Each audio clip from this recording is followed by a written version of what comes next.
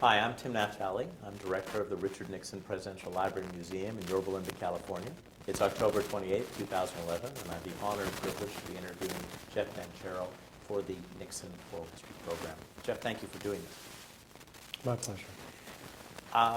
Let's go back to the 1970s and tell me how you came to work for the impeachment inquiry.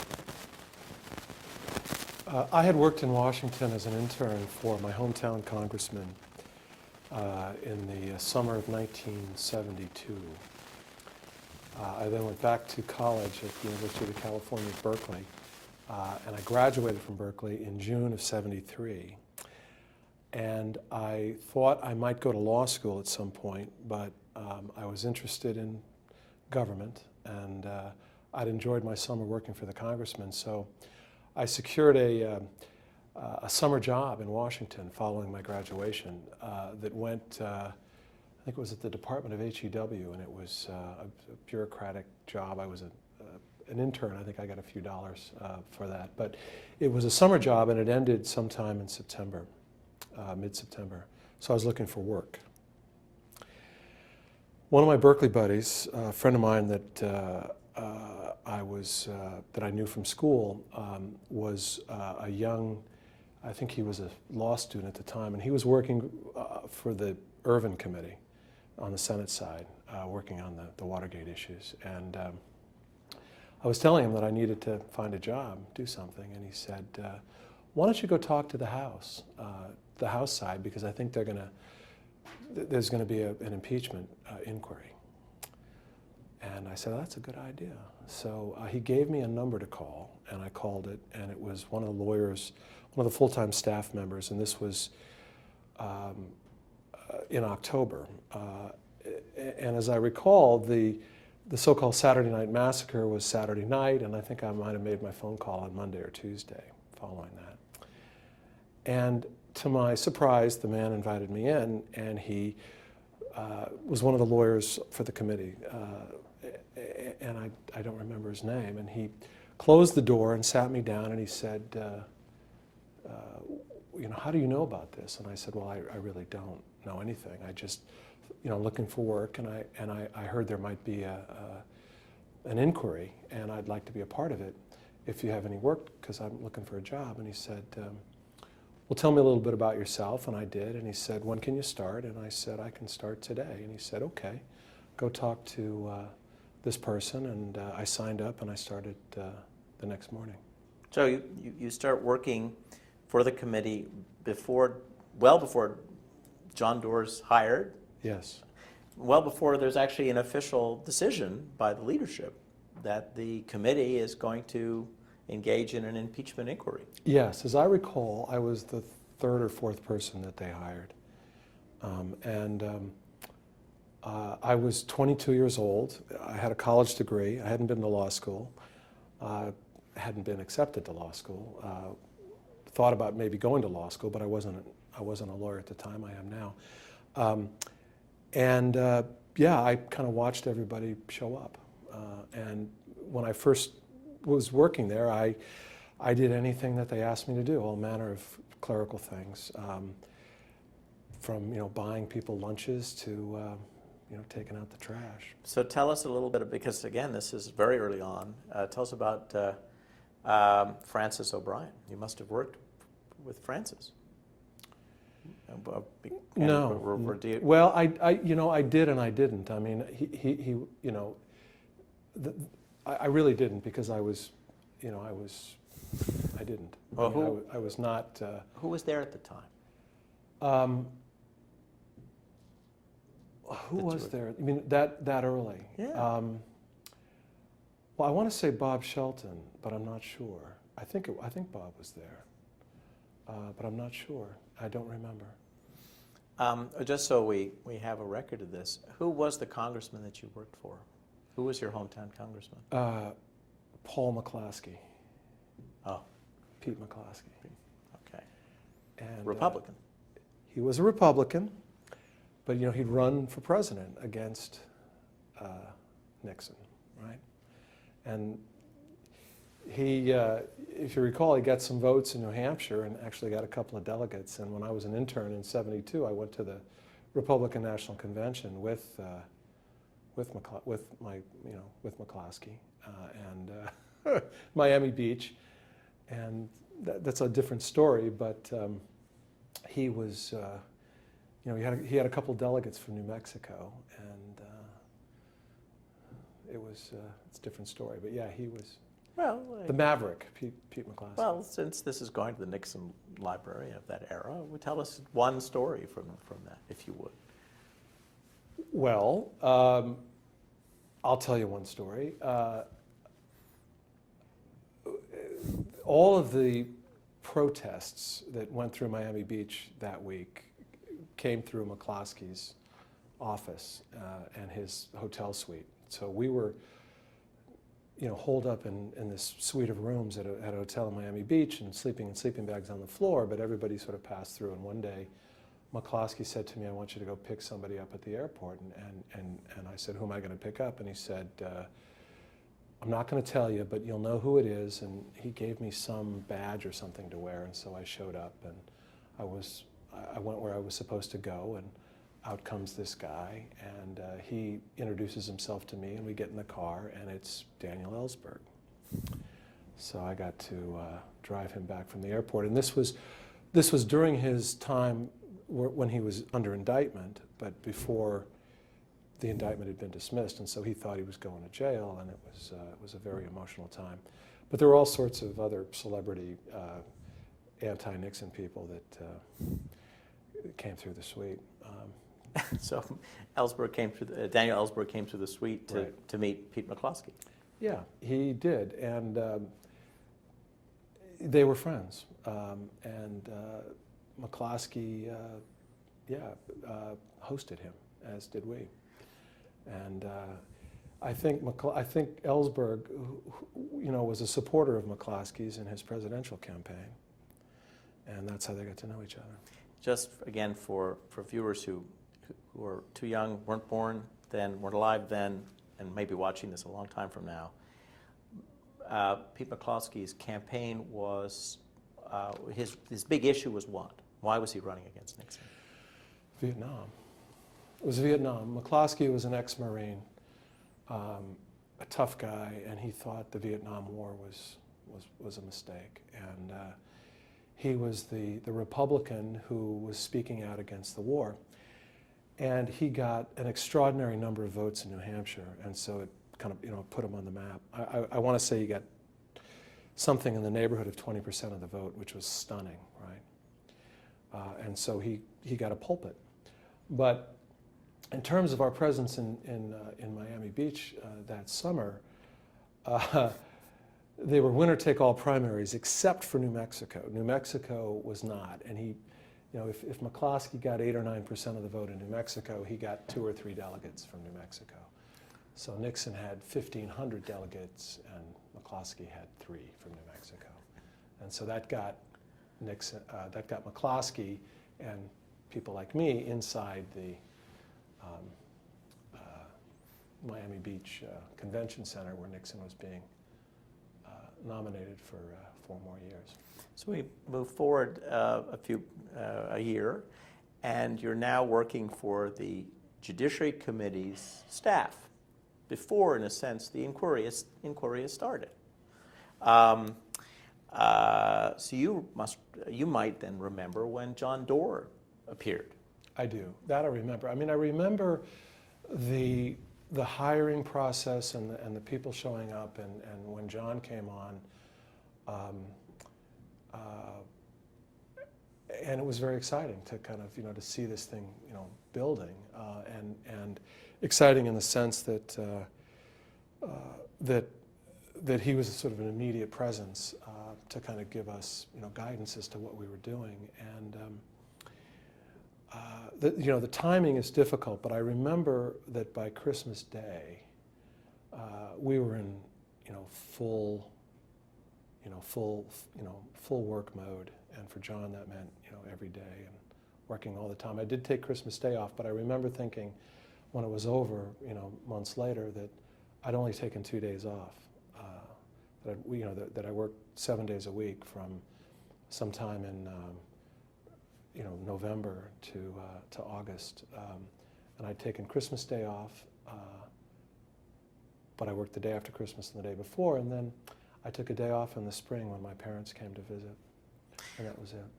When you started in, I guess, October, right? It must have been late October. Yes. As you said, it was after the Saturday Night Yes. Massacre. Was it clear to the Judiciary Committee staff that they would, in fact, be mounting an impeachment inquiry? I don't. Well, I guess the answer is yes and no. I mean, we were hired to. I guess the answer is yes. Although I don't really recall. I don't really remember whether or not there was some doubt about that in October. I mean, I was not doing anything, but I mean, I was hired to work on the impeachment inquiry.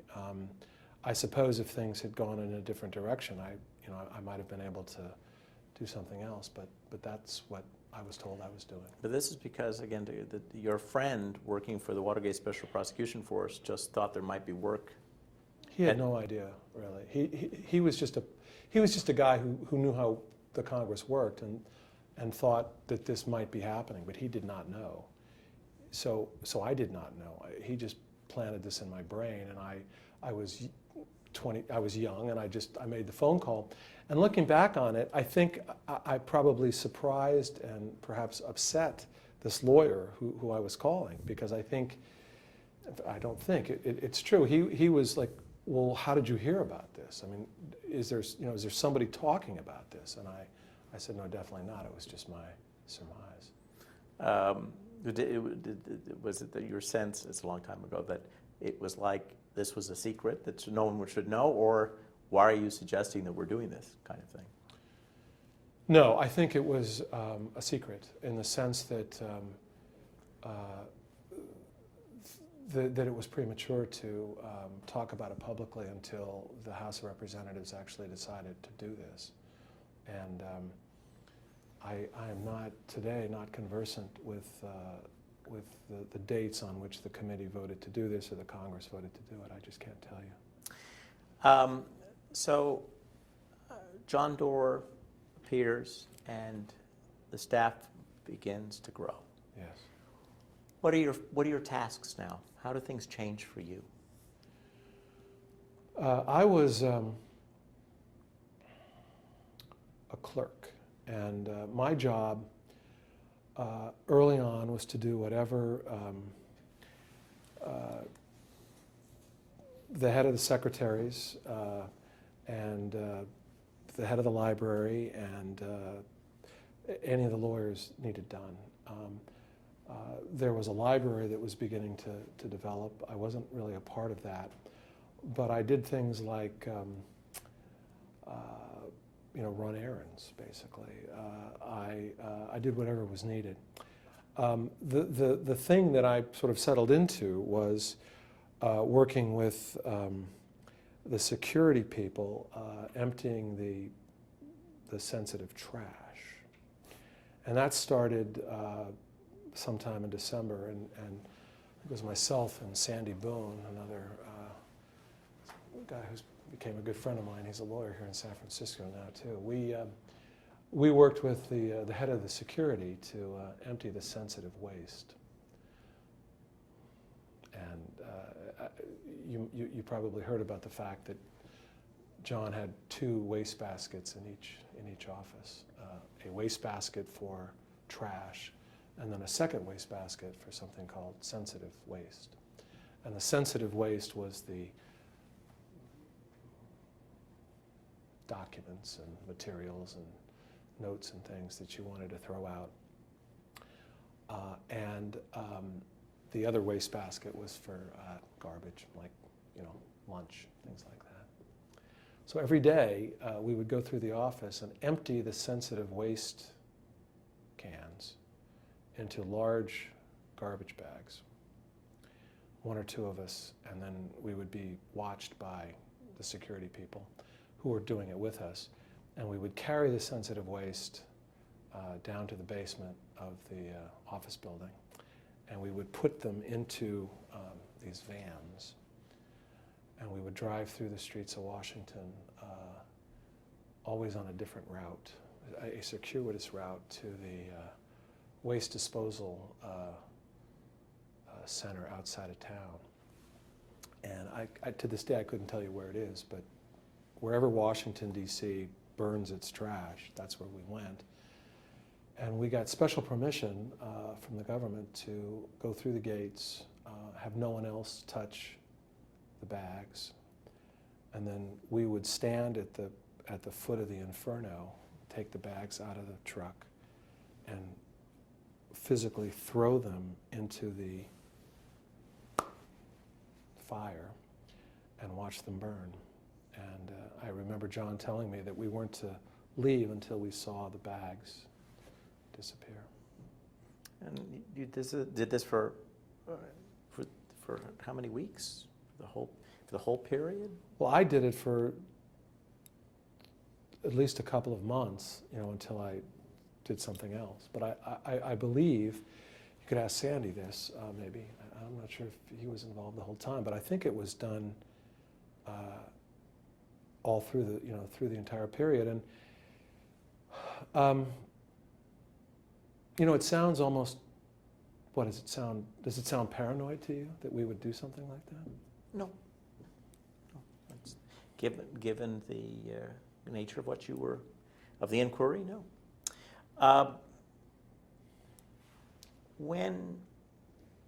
When is it that you get involved with the tapes? It was sometime in January or early February. Might have been mid-February, late February, sometime around there. And if the question is, how did I get involved in them? I was looking to do something different. I wanted to do something a little more substantive. I wanted to help out in whatever way I could, but I was looking to do something else. And so at a certain point, John let it be known that he was looking for people to transcribe the tapes. And so I asked if I could be considered. And I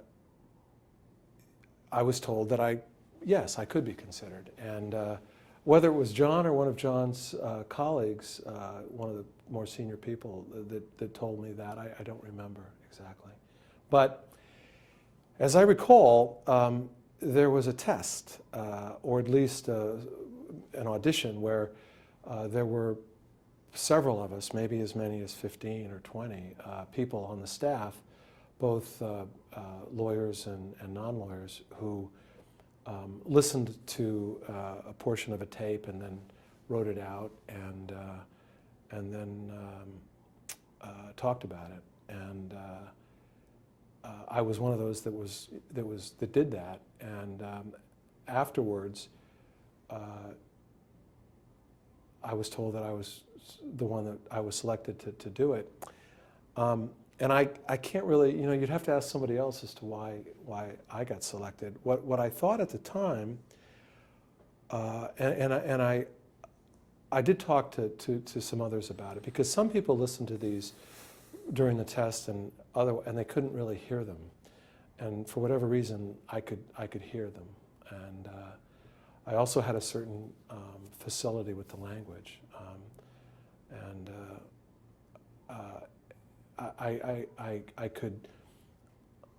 I knew where a sentence started and stopped, and I knew where the semicolons and the colons and the periods should go.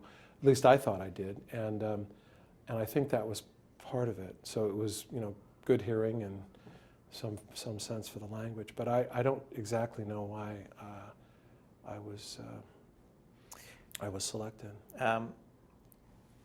Tell us who else was selected. Who worked with you on this project? David Haynes. Who was he? David was a lawyer. He was one of the young lawyers that was hired with a he was a lawyer in a prominent Washington firm, but a young man. I want to say he was in his early 30s. He'd been a graduate of Columbia Law School. I think he was managing editor of the Law Review. He'd been a Supreme Court clerk. He clerked for Warren Burger, so he had a tremendous resume, and he was a very studious, lawyer, a man that I greatly admired and looked up to. He was also, I think, was initially hired by the minority staff. Yes, I think because of it. Yeah, I think he was, and I think that was, yeah, absolutely. So it was David, and it was me, and there was another man named Bob Halverson who did a lot of the work, and I don't really remember where Bob came from. I think the Library of Congress. Wasn't he an audio expert? More of an. I think he was. He was a guy who brought in a lot of the fancy equipment that we had, and he was listening to some of the transcripts. But so the three of us worked on them together. I have read that there was also someone who was blind who helped. Do you recall?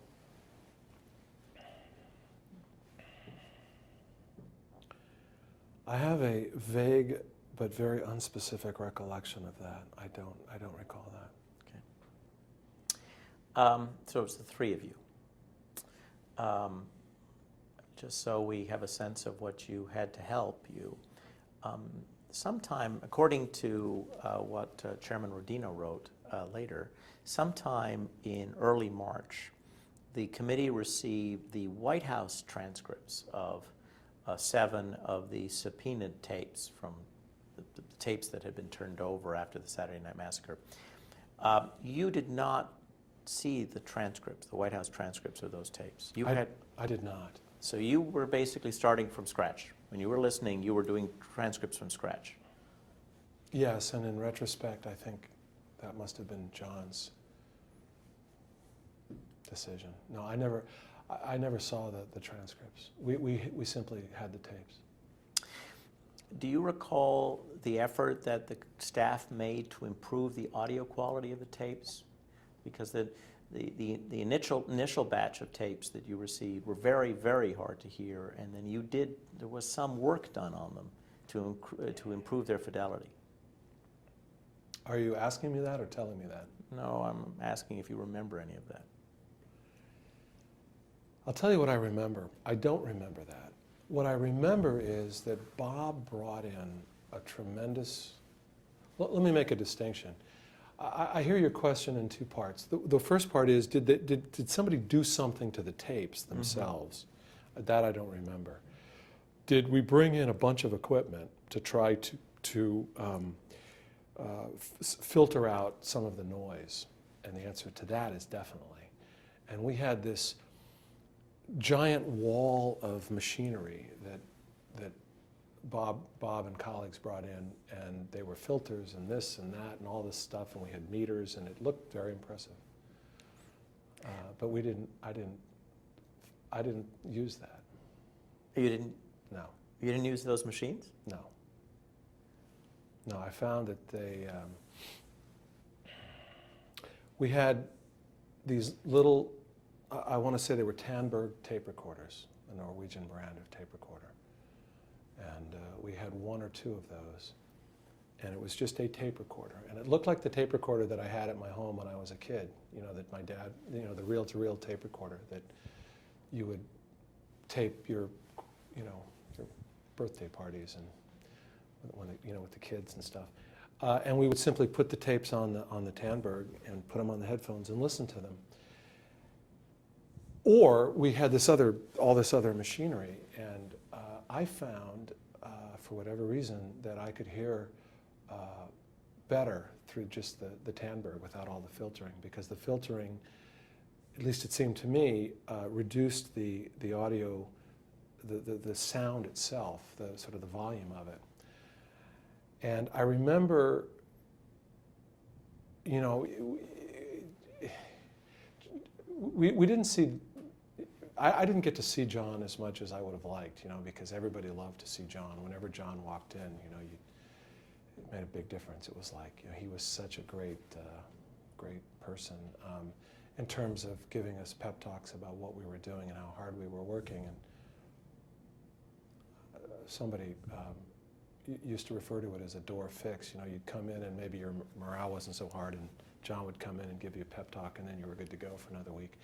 And he came in one day and he said, "Why aren't you using this stuff?" And I said, "Well, I'd like, I would, but this is better." And he looked at me and he said, "How could this be better?" And I said, I've listened to this tape on that system and here, and I can hear better on this thing." And it sounds, mystical, but that was, as a matter of practice, that's what I found. You've told me that you shared transcripts. So you would all listen to a tape. Did you each produce a transcript, or would someone produce a sort of first draft, and then someone would listen and then take that draft and mark it up? Yes. I did a lot of the first drafts of the transcripts, maybe all of them. I don't remember if David did any of the first drafts. But after we got drafts, then we would pass them back and forth, and we would do a section of tape, and then we would listen to it a couple of times, 3 or 4 times, and then pass it on, and then it would get passed to the third person, then passed back to me, and we would sometimes argue about what we're hearing and discuss what we were hearing and make changes. Shortly after the fact, I sat down and had occasion. Someone had asked me how many hours we spent doing this, and I estimated very conservatively that we took a man-hour for each minute of tape. And I think it could have been twice that, but I felt comfortable telling you that it was at least an hour. So if there's a minute of tape, we had 1 hour of people listening to it. And we pass it around and around. And what I recall early on, that I realized if I listened to something 10 or 12 times, if I listened to it and I didn't get a word, on the 15th time, I might hear it. So I might listen to something and think I got it right, but then I would continue to listen to it again and again and maybe get it better, or more right, or I'd have 50 words that were correct but one that wasn't. And I realized that you really couldn't listen to it too many times, that the more you listened to it, the more you would get. What happened when you disagreed? When the three of you, when there wasn't a consensus among the three of you about a word or sentence? That's a good question. I'm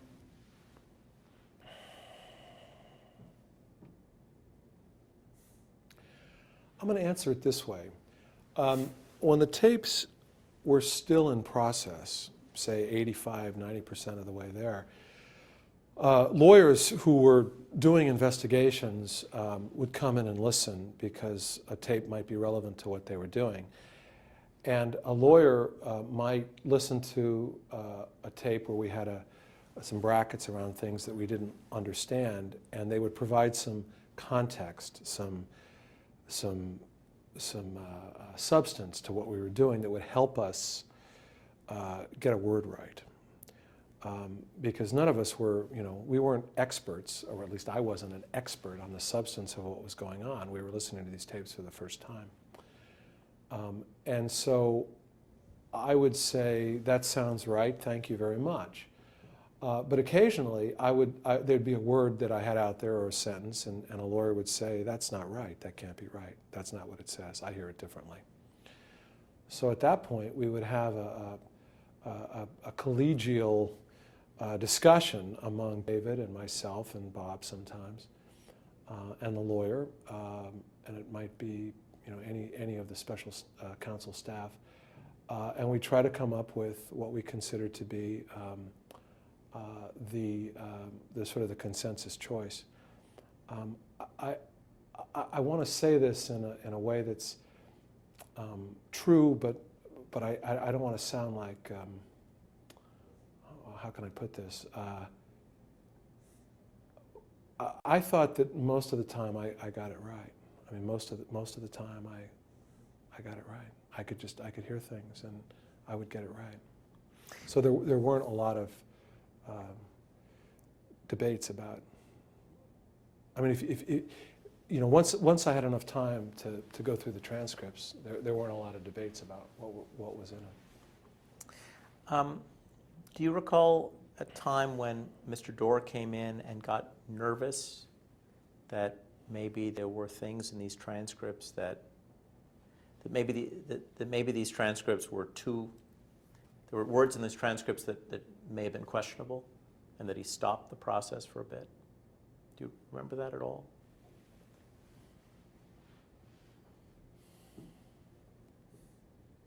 No,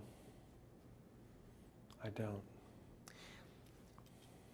These transcripts were in what kind of shape by the time that the White House issued this big dump of transcripts on April 30th, 1974? Mostly done. I think we were mostly done. So what was your reaction when you saw the White House transcripts of April 30th, 1974?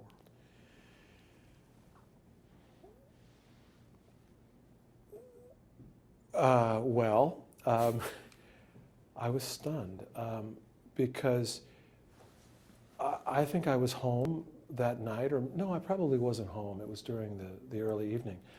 I think, as I recall, somebody said we had a television in the library, and somebody said, you got to go see what's going on. So we went over and saw the president's press conference, and he was saying, I've got these transcripts, and I watched him talk about the transcripts, and I heard him say what he said about them.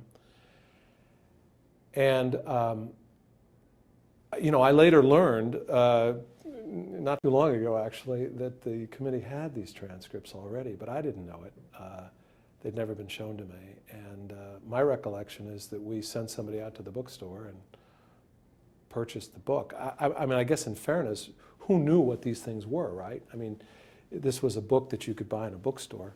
Maybe it was the same transcripts that the committee had, maybe not. But in any event, we got the paperback book like every other American that was interested. And I started looking at it. And I was stunned because they were so different than what we had. And I knew what we had because by that time, you know, I'd listened to these tapes so much that I had them virtually memorized. I knew them backwards and forwards, and I believe that I was already playing them to the Congress, to the members of the Congress, but maybe not. In any event, I was stunned because I thought to myself, our transcripts are much better than this. Our transcripts are accurate. These are not accurate.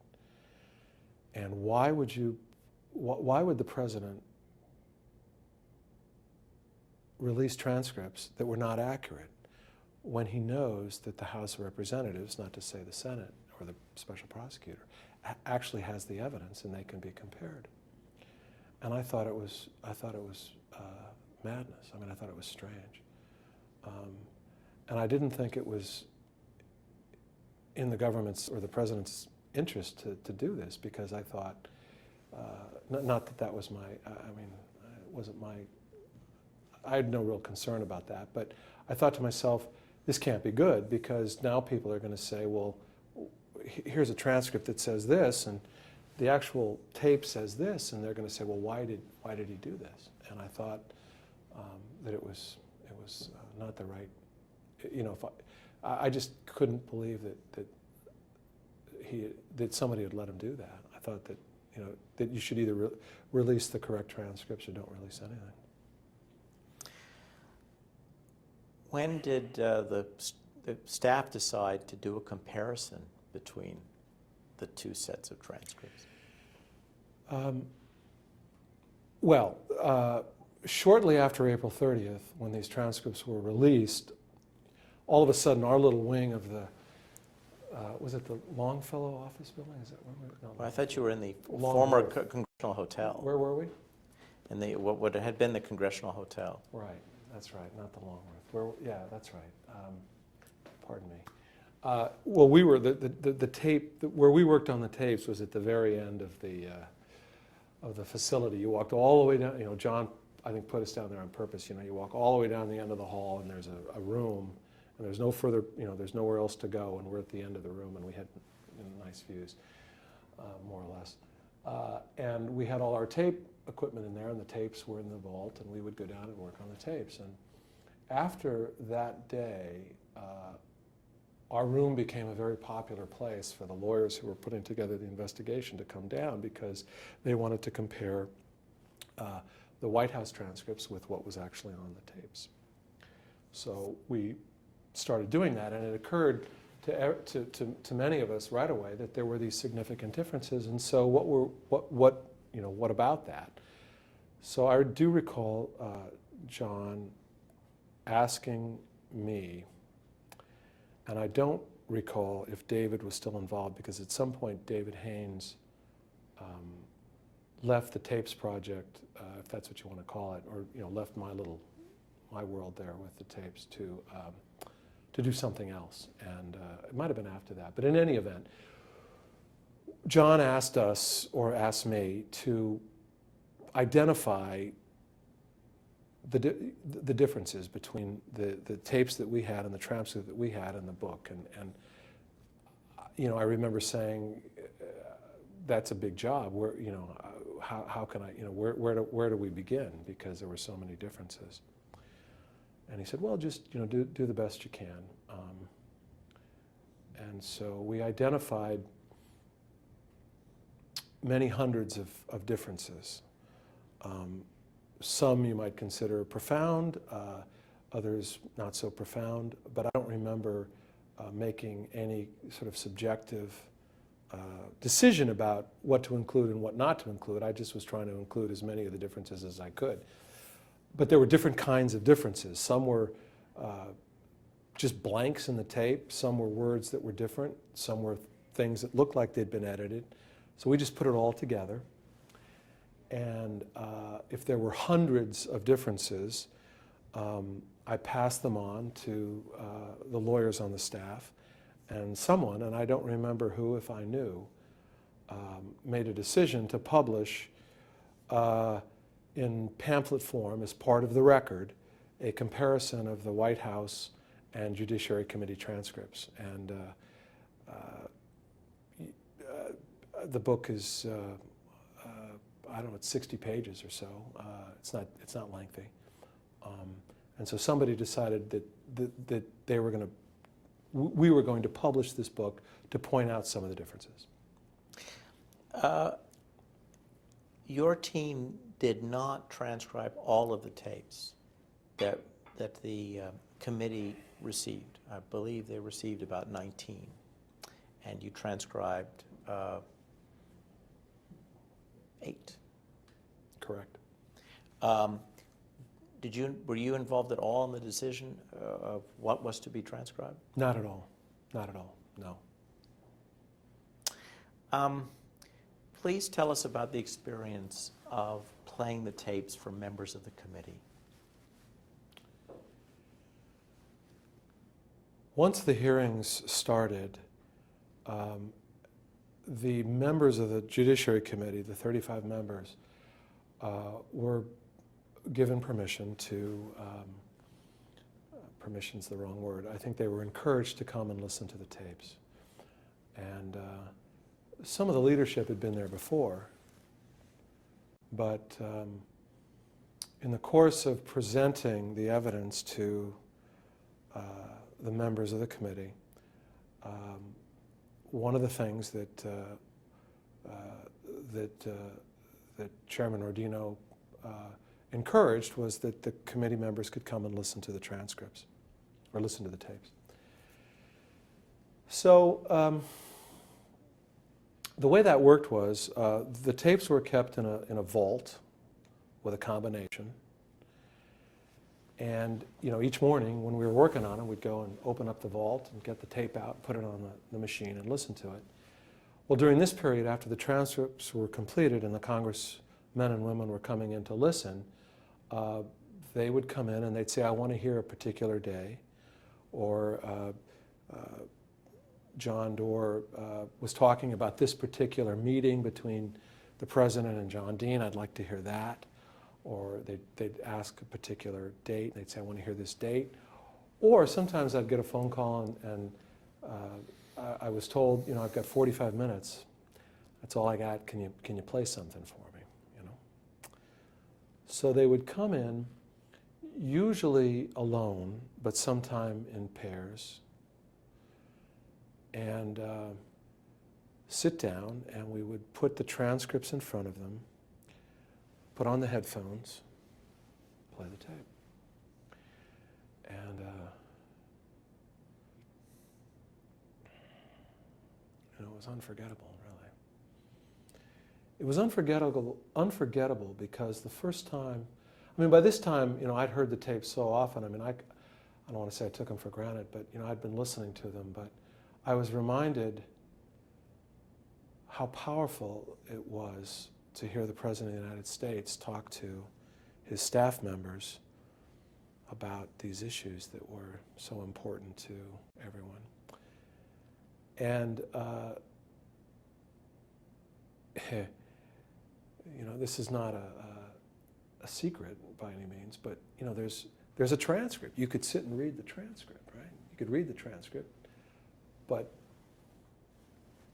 listening to the tape and hearing the voice, you're not getting any substantive information that's different than the transcript. And John Doar would make that point often. But the difference was, it's the difference between, reading a play and hearing a play performed. It was profound. And the tapes had that impression on me, and then I would watch, and with respect to many of the members of the Congress, the impression was, a fortiori, because, these were men and women whose, careers were in the balance, and I remember especially with some of the Republicans whom I admired, I could see that they realized that once these things were out there, it was going to be difficult for them, both in terms of making a decision about impeachment, and also in terms of their own careers, in terms of the elections that they were facing, that very year.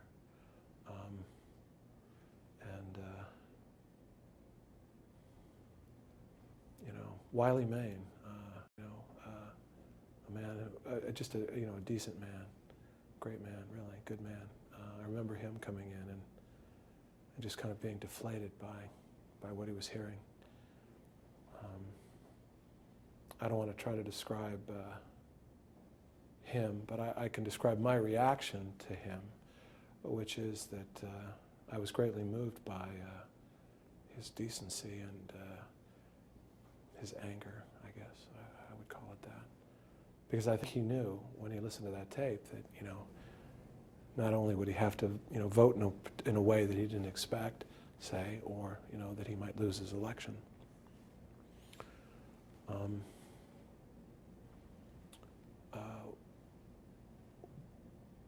Wayne Owens,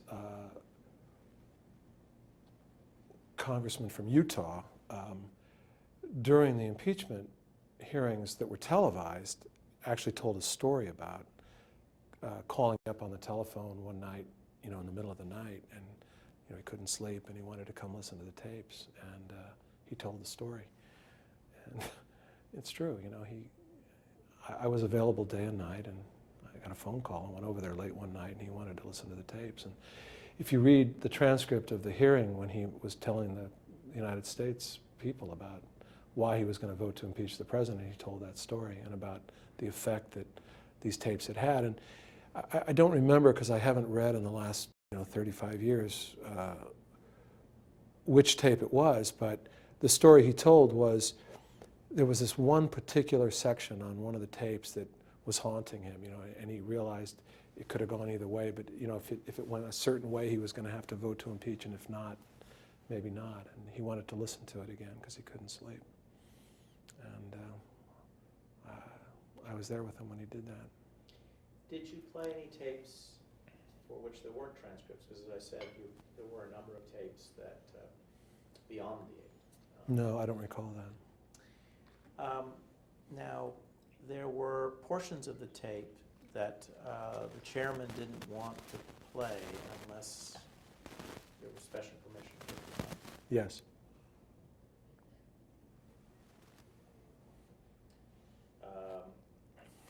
And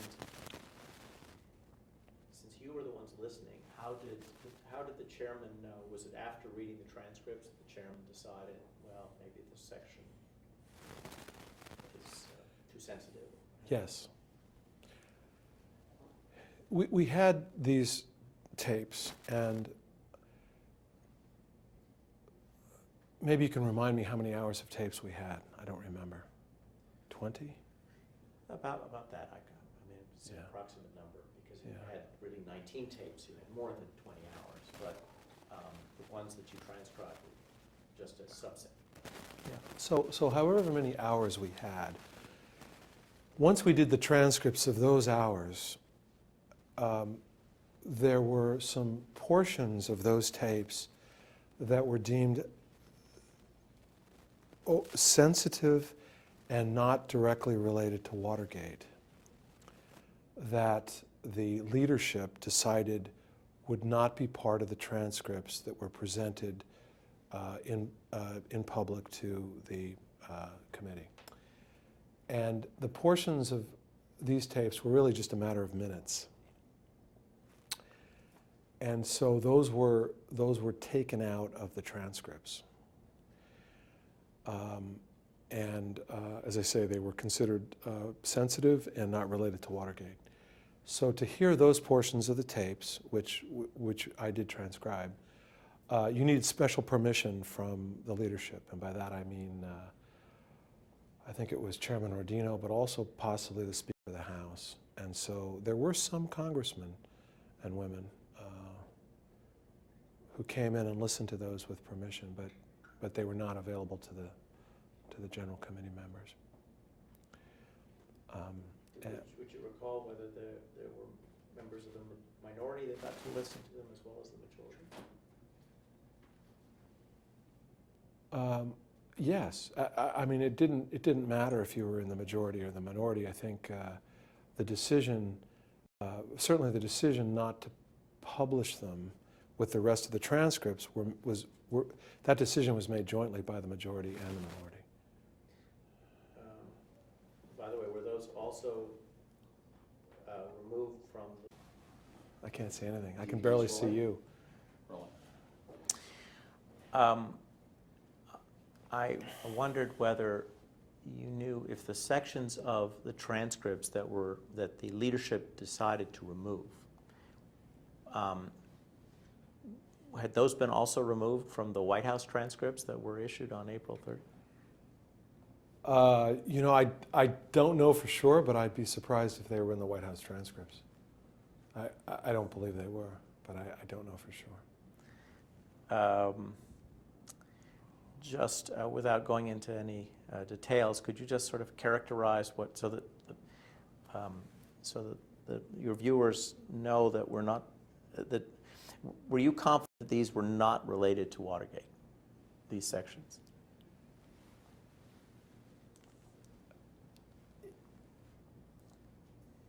Was I confident? There were some discussions among the lawyers about whether some of these deleted sections, deleted's the wrong word, some of these sections that were not published with the rest of the transcripts were relevant to Watergate. I was not, I was not party to those discussions, and so I don't think my view matters really. I trusted and knew that the leadership, including Chairman Rodino and John Doar and John's colleagues, the senior counsel, and the minority staff as well, I mean, would make the right decision about these things. And keep in mind, it's not like they were hidden away. You know, the staff listened to these portions, and the leadership did. If you know, my personal view, thinking back about these things, is that they had nothing to do with Watergate. They were statements that that could be misconstrued out of context, and that it wasn't really in anybody's interest to embarrass the president in that way, in the context of this investigation. And I think that was the decision that the leadership made, and I supported it. So they would have been embarrassing to the president? Well, yeah, I think so. But I mean, there were a lot of these, I mean, yes, I think so, sure, yes. After you completed the transcripts, was your responsibility primarily to play the tapes, or were you assigned another task? No, that was my responsibility was to play the tapes for the members of the committee. The committee, thank you. And that was done privately. By that I mean, you know, in our offices, in our staff room. But then, once we reached a certain stage with the hearings, we also had published times of the day when any member of the committee could come and listen to the tapes seriatim and in full. So, for example, you know, 2 o'clock on a particular day, we would be playing the hour and a half that was March 22nd. And so I was in charge of putting that together. And I have a photograph in my office of me sitting in a house conference room, you know, with the headphones on and a blackboard, and you know, it was like a movie marquee. You know, today, you know, now playing March 22nd, and so there were, and the picture has 2 congressmen sitting there listening to the tape. So I did that for several weeks, and then when the hearings started, occasionally I would, when the tapes were being played as part of the presentation, I would be in the hearing room, and I would turn the tape recorder on and off and cue up the tapes. For this joint listening, was it again in the Congressional Hotel at the end of the corridor, or did you actually move this particular listening station to one of the House office buildings? The latter. Oh, with the blackboard. Right. Okay. Yeah, that was in the House. That was in the House itself. Oh. And what I don't recall, and maybe you can help me with this, is whether or not, I just don't recall. I believe that it was only the members of the committee, the Judiciary Committee, but it might have been open to the full membership. I just don't remember that. I don't know. Do you recall, given your experience with watching the members' reaction, were you predicting there would be support on both sides of the aisle for an article or 2 of impeachment before the vote took place? No. What I remember about that, Tim, was that there were 7 or 8, maybe 10 Republicans who were thrust in the middle of all this because they were the sort of the centrist Republicans who were agonizing over this decision because they were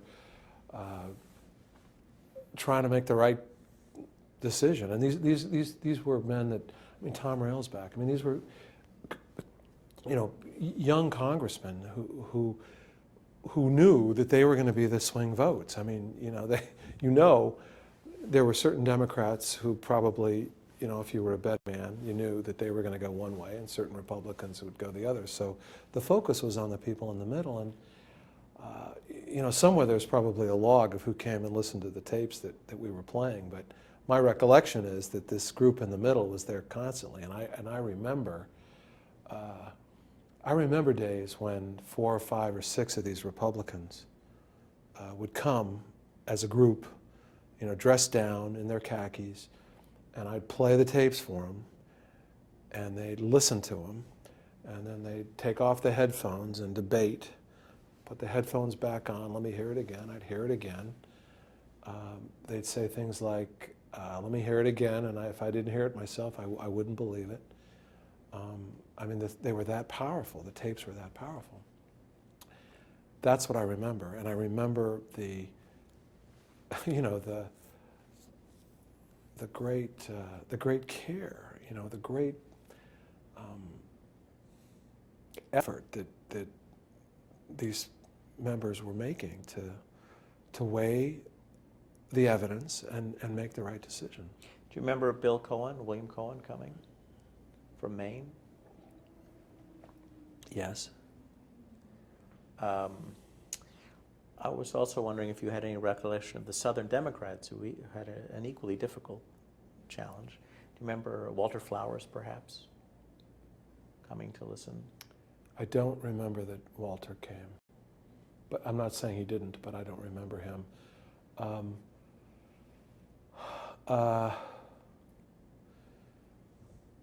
Let me look at a list of. Stop for a second. If you could hand me that, let me just get it. You mentioned this guy. The congressman from Iowa. Oh, on the committee. did he vote? Yeah. No, I just didn't do it. Yeah. And he lost. Because of? He lost. He was like a 8 or 9 term congressman, decent man. He lost. That November he lost. Broke my heart. Just because I liked him so much. You might want to remember that. You know, well, are we back on tape? Let's go back on tape when you're ready. Let's go. Thanks, please. We're talking about whom you remember coming to listen to hear the tapes. Well, I don't want to exclude anybody, but I can tell you whom I remember coming and speaking with.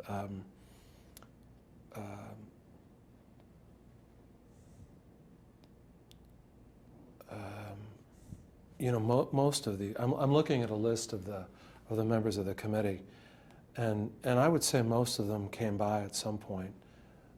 John Conyers came by. Jack Brooks did come by. Elizabeth Holtzman, of course. Wayne Owens, Wiley Main. Congressman Cohen from Maine. He was quite articulate. You know, I have a distinct memory of Trent Lott, but I don't remember him being part of the groups that were debating things, but I remember playing tapes for him. Did you play tapes for Congressman Wiggins? Yes, definitely. Congressman Latta, remember him from Ohio? Let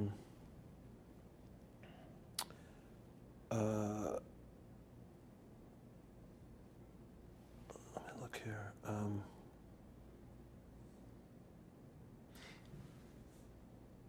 Tom Railsback, definitely. He was in there probably more than most. Congressman Sandman, Charlie Sandman.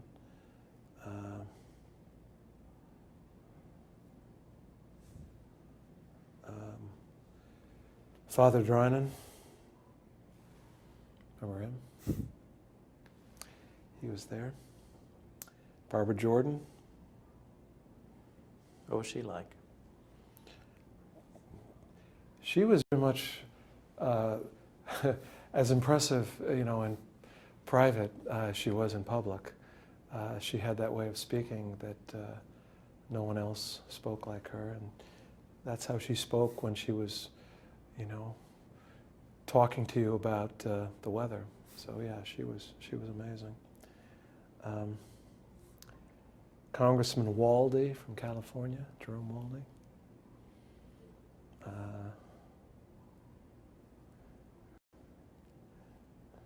It's pretty much everybody. I mean, I haven't mentioned everyone, but you know, they all came by at some point.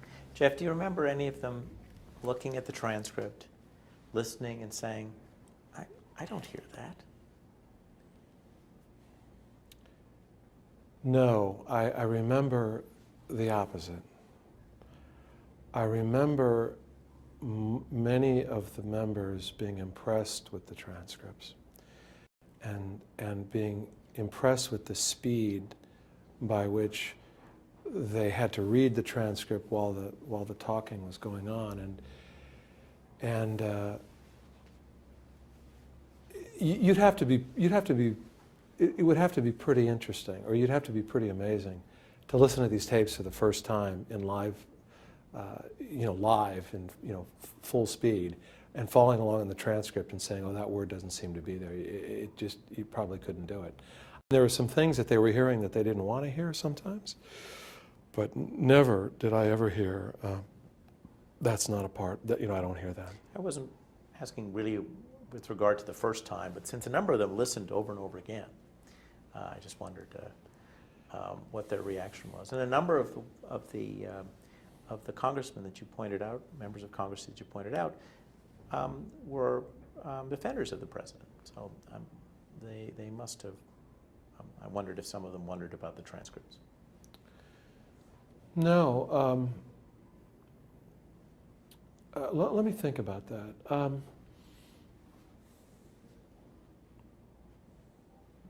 No, because the transcripts were accurate, and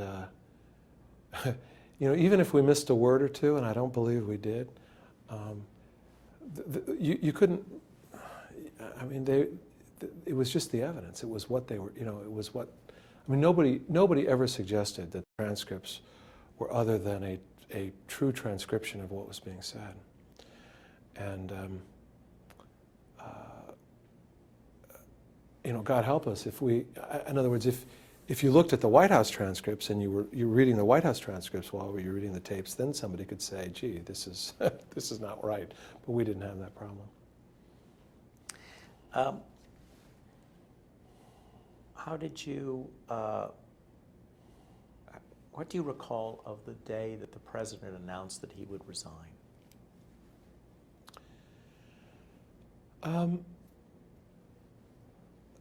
I remember it vividly. I remember watching the announcement with my colleagues in the library, deathly quiet, everybody sort of on their feet, everybody kind of moving in, and it was stunning because we had to some extent brought this about, and I had a number of reactions. One was, I guess the first one I had was my God, we contributed to this, and this is really something, and it's probably the right thing for the good of the country, but I also thought about it in terms of I was a political science major, and I thought. The straw poll had been overwhelmingly in favor of him stepping down, and this delegation of Democrats and Republicans had gone down and told the president that he couldn't survive impeachment and a trial, and so it was probably for the best. That was my first reaction. My second reaction was that I had made a commitment to work with the committee through the trial in the Senate, if there was going to be a trial. And Nixon had resigned in time for me to go to law school. In other words, if if he'd waited a couple of maybe 6, 7 weeks, it would have been too late for me to go to law school, because I'd been accepted at law school, but I told the law school that I wasn't going to go if there was going to be a trial in the Senate, because I was going to stay there and work on it, and could I defer my acceptance? And they said, sure, but you need to be here by when we start, and if you're not, you'll have to defer. And I said, I understand that. So I remember thinking, was it August 8th, 1974, he resigned in time for me to go to law school. When the Supreme Court on July 24th, 1974, ordered that additional tapes and materials be turned over, what was your, were you expecting to have to do more transcripts? It crossed my mind. I think it crossed everybody's mind. I don't think we knew what was happening with that. I think I have to give you a sort of a larger answer to that, which is not a larger answer, a sort of you prompted a different memory, which is there were lawyers on the committee who were convinced that there were other tapes that we had never seen. That one of the things that the Congress didn't have was all the relevant transcripts. I mean, all the relevant tapes.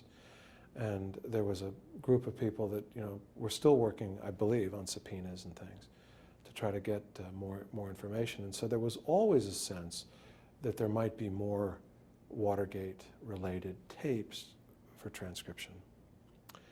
So it wasn't necessarily that decision, although that certainly was, yes, that sort of removed doubt in my mind that these things would come across. But, and I don't want to be flip about it, but if you put yourself back in those days, there were serious debates over cups of coffee in coffee houses among lawyers and people in government as to whether or not the president was going to follow that decision. What was your reaction to the smoking gun transcript? Because of course you didn't hear that tape. Right. I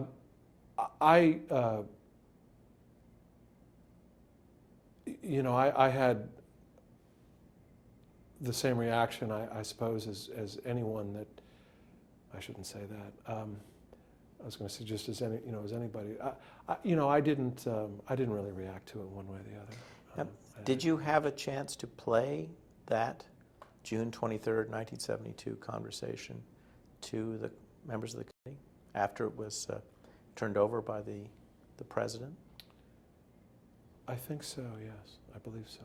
But I'm not sure. I don't have a specific recollection of that. Forgive me, but I just don't remember. Let's stop for a moment and change the card. Oh, I went ahead and did a waiver. Oh, that's great. Yep. Keep on going. What do you remember of your reaction? Thank you. What do you remember of your reaction to the pardon?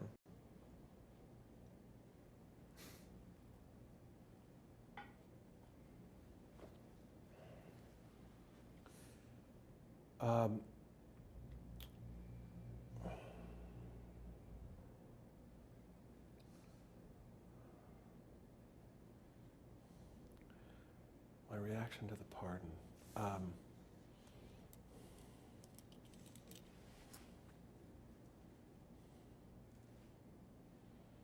I can't really sort out my feelings at the time from the feelings that I had a little bit later after I studied some law and the feelings I have today.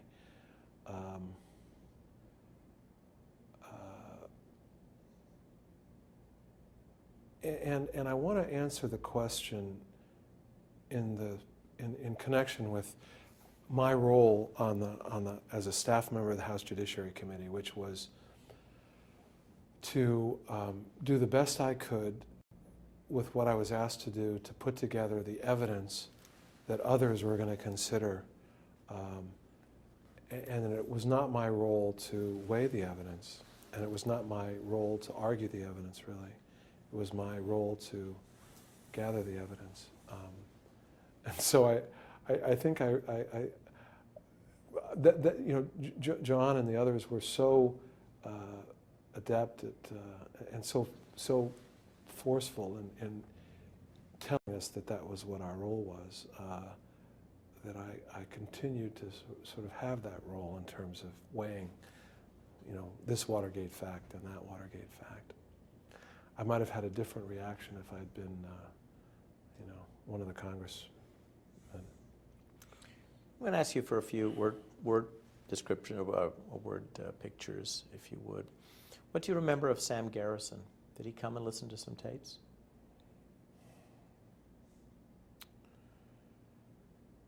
Yes, he did. I didn't know really what to make of Sam. He was different than most of the lawyers and politicians that I had run across in a different part of the country, and kind of cut from a different piece of cloth. So he was not one of these people that I understood very well. But yeah, he did listen to some of the tapes. Did Jerry Ziefman listen to? Yes. And I don't, again, not much, but yeah. I remember him. I don't have a reaction to the name. And how did John Doar listen to the tapes? I mean, in the sense that he come and just listen to them at once, or did he come repeatedly? He came often.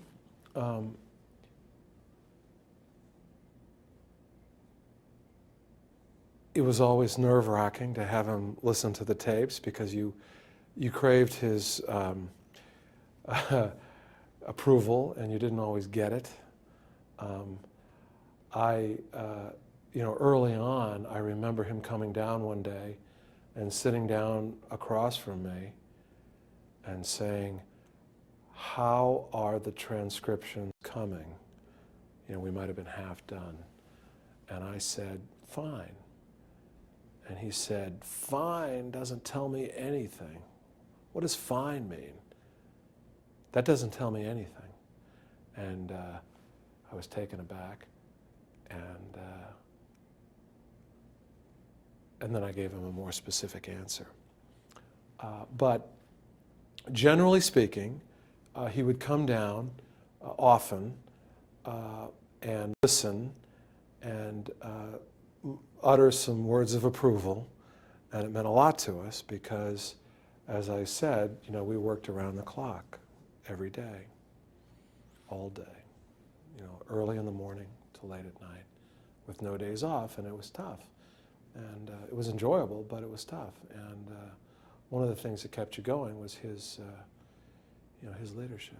Did you see any reaction from him when he listened to the tapes? No, the first reaction I saw from him was when he was presenting the case to the Congress, to the committee, to the House Judiciary Committee. That was the first time he reacted, in my view. Before that, he was the picture of a former prosecutor, which he was, putting together a case, putting together evidence. Can you recall any members of the senior staff reacting as they heard the tapes? Yes, I can. Mr. Cates was always amusing and wonderful in his way, and funny and less restrained than most. Bill Jenner was also larger than life, and his reaction was also memorable. Well, do you recall, I don't want to put words in your mouth, but something approaching shock or surprise or? Yes. Yes. I don't think anyone that listened to these tapes for the first time wasn't shocked or surprised. And you could be shocked and surprised on a number of different levels. First of all, it was just, it was surprising. I mean, let's face it, to hear the President of the United States on tape. And we had portions of these tapes where he was ordering lunch, I mean, it wouldn't make the, I mean, it was just shocking to hear a tape of the day, a day in the life of a president, right? No one knew that could be, and all of a sudden it was. That was the first thing. The second thing, of course, was that the president had a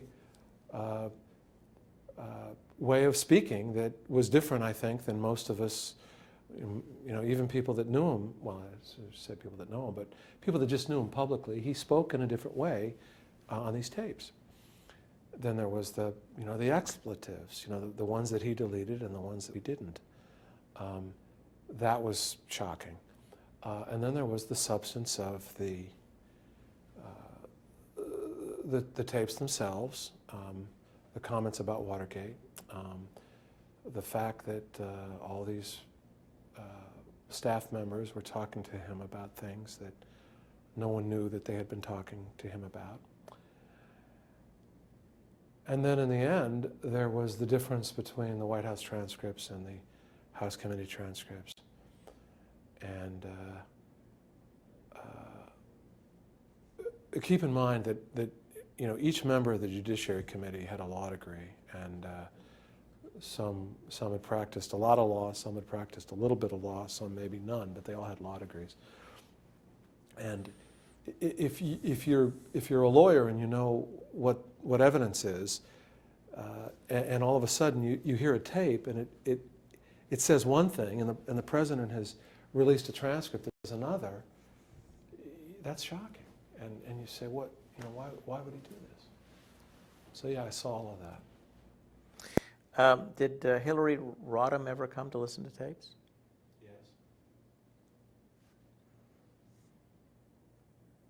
As I recall, but I can't. Something just happened. I just lost his mic. Jeff, I asked whether, thank you. Jeff, I asked whether you recall Hillary Rodham, later Hillary Rodham Clinton, coming to listen to tapes. I said yes, but I have to qualify that. I don't remember, and the reason I don't remember is I thought, or I think I remember the lawyers coming to listen, but forgive me, it's been 37 years. It may be that what I'm remembering is discussions with Hillary and others about the transcripts and not about the tapes themselves. It may be that the lawyers, the special counsel, were not permitted to listen to the tapes, and what they were given were the transcripts and not permission to listen to the tapes themselves. And as I think it through now, I'm just not sure. So I would be interested, for example, if you interviewed Fred this afternoon. Did you ask him whether he listened to the tapes? Yes, and he had listened to a tape about that was related to the milk fund matter. Okay, well, that helps me because I do remember that, but I want to be careful that I'm not suggesting that any of the lawyers could walk down and listen to the tapes. That wasn't true. You had to have a reason to listen if you were working on a particular subject. And so my best recollection is that yes, Hillary did listen to the tapes, but I don't have a specific mind's eye image of her with headphones on. To get back just because it's so important to the history of the committee, do you recall the swing, I think the newspapers called them at the time, the Fragile Coalition. Do you remember them coming for long sessions just before the vote started? I mean, yes. Was it sort of, because the vote begins July 24th. The votes begin at that point. So the days before, they were coming in for long periods of time to listen again? Is that what happened? Yes. Yes, I remember that, and I remember the debates. I mean, you know, it was a privilege for me to be there. I didn't participate, obviously, but I would answer questions when asked, and I got to know these men, and I enjoyed working with them. And they would listen to these things, and they would, you know, in a way that was somewhat informal, you know, bat stuff around, and I was part of that. You mentioned how sorry you were for Wiley Maines, who lost his reelection bid. That's my recollection, that he did lose that fall. And he was from Iowa, was he? Yes. Um, And I'll say one other thing about Congressman Maine. He'd been a member for 6 or 7 terms, maybe more, 8, 9, and he was a very quiet, very dignified man. And he came a lot and listened, mostly by himself. And I developed a particular respect for him that, because of his dignity and his eloquence and his quiet scholarship, really. And I felt for him, you know, because I had the feeling that he was, you know, he'd been a lifelong Republican and a Iowa congressman who was representing his country the best he could, and here he was doing something that he never thought he was going to be asked to do, which is to vote on whether or not a president of his party would be impeached. And, you know, it's a difficult thing to do. But just so I have the timetable down, you were available to play tapes whenever for congressmen, for the members of the Congress. Then, for a while, you had, if you will, the Jeff Banchero program where they could come and listen to a tape at a certain time in that office room. Yes. And then at the end, just before the votes, if they wanted to listen again, they would come to the Congressional Hotel. And is that where did they Yes. do those? Yes. And that's yes. that's where those debates happened among the Fragile Coalition. Yes. So this is probably all hours of the day. Yes. And just before the vote started. Yes. So you must have been very busy. I was. I was very busy, and I was very. I was trying to be as helpful as I could, and you know, I didn't reread the story that Wayne Owens told about calling me up in the middle of the night. I didn't reread that before I came in here, but I remember it, but I also remember him talking about it, and it was shortly before the vote, because that story that he told was that he wasn't sure how he was going to vote, and he needed to make up his mind, and this was one of the ways one of the things he did to help him make up his mind. I know it's a long time ago, but would you say that among the most requested tapes, is it fair to say that it was the Council on the Presidency, March 21st, 1973 tape that people listened to over and over again, or not? Well, yes. I mean, that particular tape was probably had the most drama to it because it was crystal clear. Dean was one of the staff members whose voice was picked up very well on tape. It was a one-on-one conversation with the president. There were lots of pauses, and so you could come in and listen to that, and it was clear what was said. That was one of the easier tapes to transcribe. That's not your question, really, but yes, I mean, that was a dramatic tape, and that got played a lot. I mean, keep in mind, no one knew it was on these tapes. I mean, they weren't. No one knew. I mean, we knew, but no one knew. And so, the Fragile Coalition, so-called, and every other member of the committee, and the staff members, for that matter, and the lawyers. I mean, none of us knew what were on these tapes. We were learning. Well, I meant later in the process when Oh. you listened a few times Yes. and wanted to re-listen to something. I wonder if that was something. Oh, yes, yes, that certainly got played a lot. The other thing I wanted to ask you about was whether, how you noticed the difference between tapes that were recorded, or conversations that were recorded in the Oval Office as opposed to those that were recorded in the Executive Office building.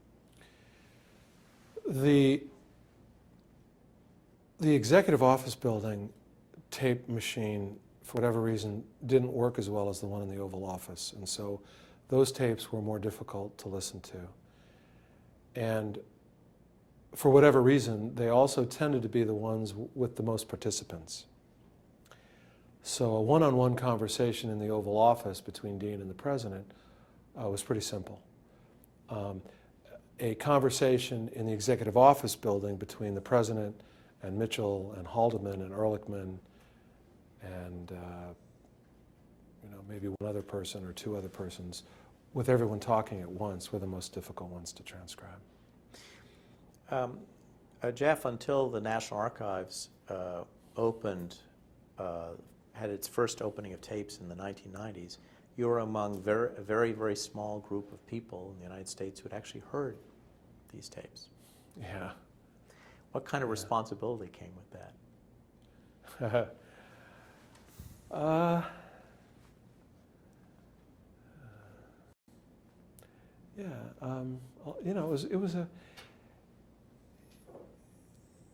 It was a big responsibility, and it was one that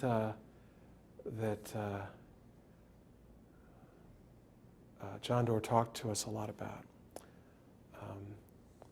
One of the things that he taught, and I'm speaking with with some reverence in my voice for him, and I have that, as many of us did. I do want to point out that I was 22, and I'd been an intern for a congressman for a summer. I'd been an intern in the Department of HEW, but my only other job was as a vendor, selling hot dogs and peanuts and beer at the Giants ball game. So, this was one of my first jobs, and John was, truly one of my first bosses, whom I learned a lot from, and he wanted to make sure that none of us disclosed anything that we did. And I thought that it was critically important to the integrity of the impeachment inquiry that everything be held in confidence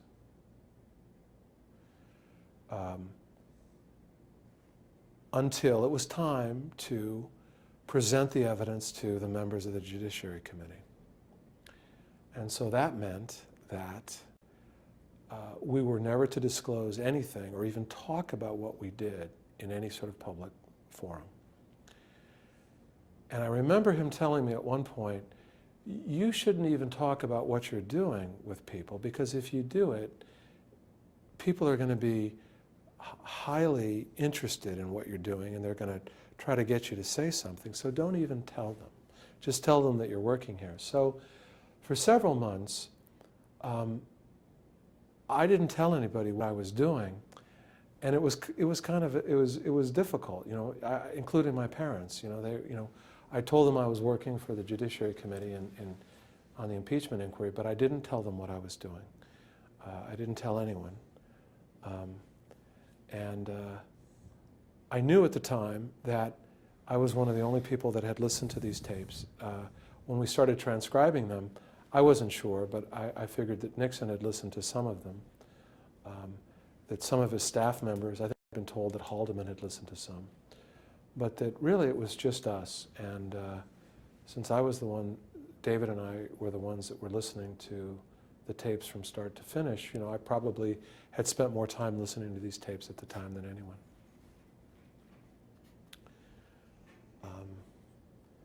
After that, after Nixon resigned and I went to law school, I told people what I did, but I didn't talk about the contents of the tapes. And at that point, as I said, I had them mostly memorized, not on purpose. I just remembered what they were, what they said.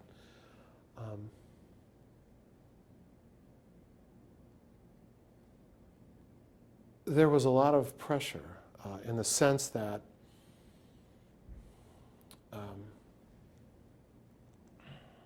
I don't want to be overly dramatic about this, but I'll just tell you the truth, which is how I felt, which is when I first heard the tapes in February, and I listened to them from start to finish, I thought to myself,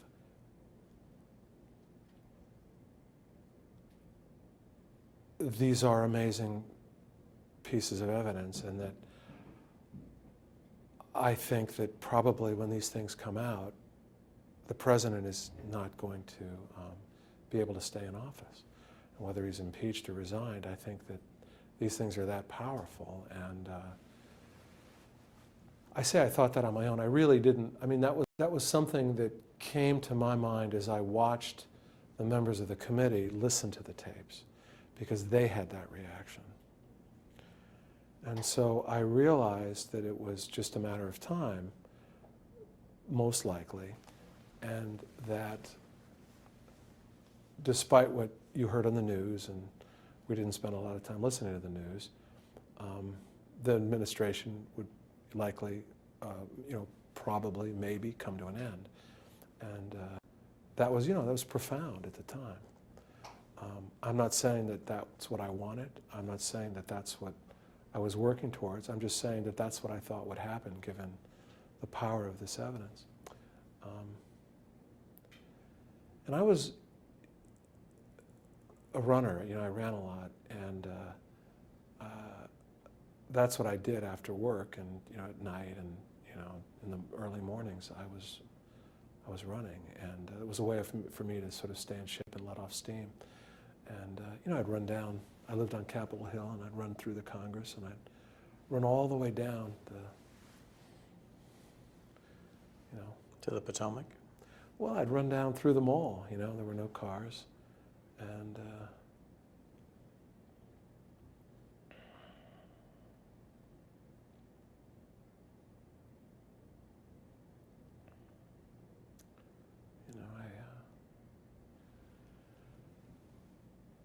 I remember feeling, I ran one night down, it was late, I ran down to, it was pretty fast, actually, if I don't say so myself. Shouldn't say that, but I was a good runner, I could get down there quickly and get back.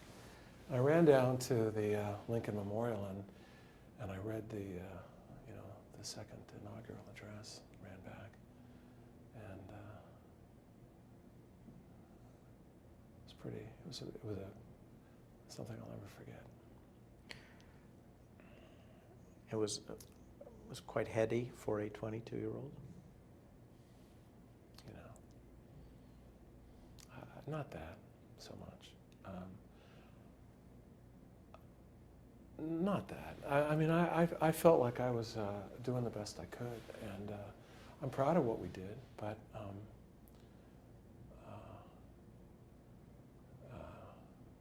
no, I was just thinking about the process, about,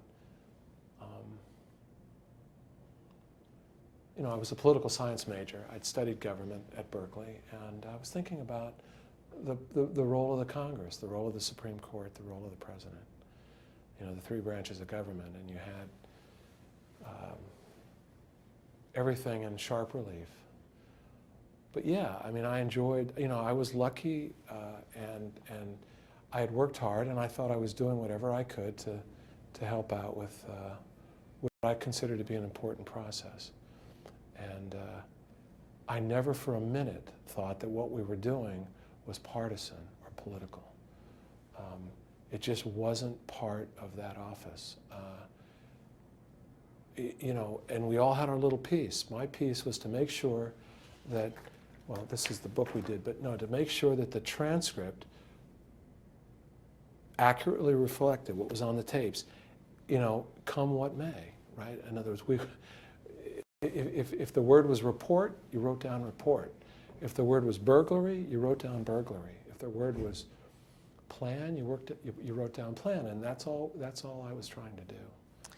So yeah, it was great work for a 22-year-old, but I did turn 23 in February. So when Nixon resigned, I was 23. I meant to ask you, do you remember when Chairman Rodino and Minority Leader Hutchinson listened and their reactions? I do, but I wasn't in the room as I recall. I remember that when they came by, John would take them in with some other senior staffers and they would listen outside of my presence. I think what I would do is queue up the machine. This is not a distinct memory, but it's my best memory. I'd queue up the machine and turn it on and then I'd leave. So just for them, though. For Yeah. the other members of the committee, you were there, Yeah. but just for the Yeah. senior leaders. Yeah, they didn't come too often. One other thing you mentioned to me, and I think it's significant,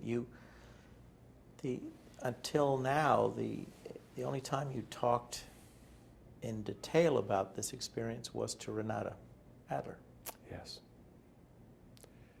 I've never, I hardly ever speak about this. And yeah, it might have been, I want to say, well, it might have been 3 or 4 years later when I got a call from Renata and she asked if she could come speak to me. I think I was living in New York at the time. It was after law school. And I think she was living in New York and we got together and I talked to her for a couple of hours and she took notes. And I think I ran that by John before I did it. But I don't, no, to this day I don't talk about this. I don't really tell stories about this. And who was she? She was someone that was around the staff, who I knew to be a journalist or a writer of some kind. And she was in the offices with us. I wasn't really sure what her role was. Do you ever remember Burke Marshall listening to the tapes? Who was sort of also in John Doar's kitchen cabinet, if you will? I don't remember one way or the other whether Burke did. I remember Burke Marshall and Owen Fiss, for example, another member of that cabinet. But I don't remember. Did Owen Fiss listen to tapes? I don't remember if he did or not.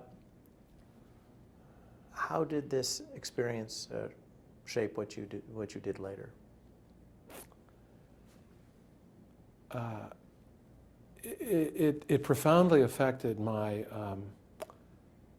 view of the legal profession, which, in a good way, I saw lawyers working at what I thought were their very best, on the committee staff, all the way from the young special counsel up to the senior leadership and the members of the Congress and the members of the committee, all of whom had law degrees.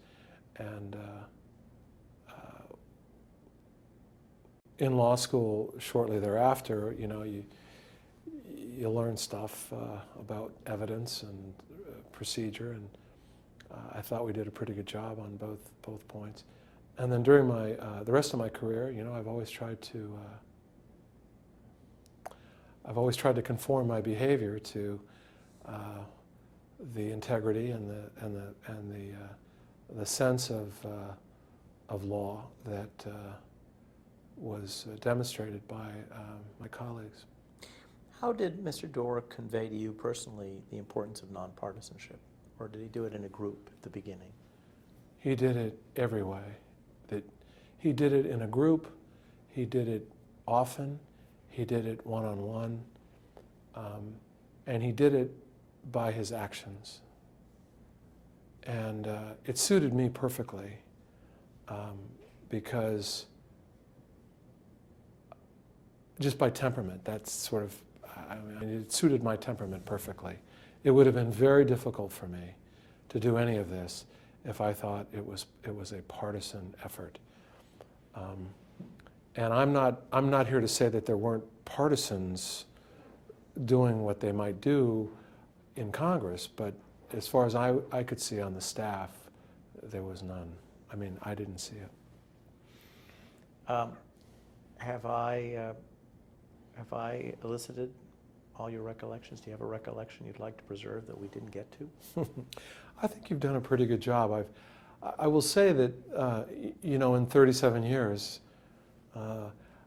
this is the most I've ever talked about what we did. I've told you more than, I mean, I don't really remember what I told Renata, but it was along these lines. But certainly, other than that one interview, I've never talked at length like this. And I just want to add that I've opened up as much as I ever have, because I respect you and I respect what you've said that the library is doing. And I trust that that's, you know, I trust that that's evident. But I wanted to tell you that, you know, I'm doing this because I talked to I talked to Maureen, and she said that, you know, people on the staff are doing this, and so I'm willing to do it. But to this day, I've never written about it. I've thought about it, but I haven't, and I don't really talk about it. And I would say that comes also from John. You know, John used to tell us that we were lawyers, though I wasn't, not historians, not journalists. And you know, it may be time where, you know, you could publish these comments, and it would be fine. But I always thought it was something that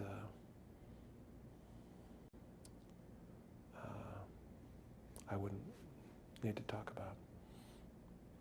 Well, you've helped a lot of other people learn about the committee and the staff and the work it did. Thank you, Jeff.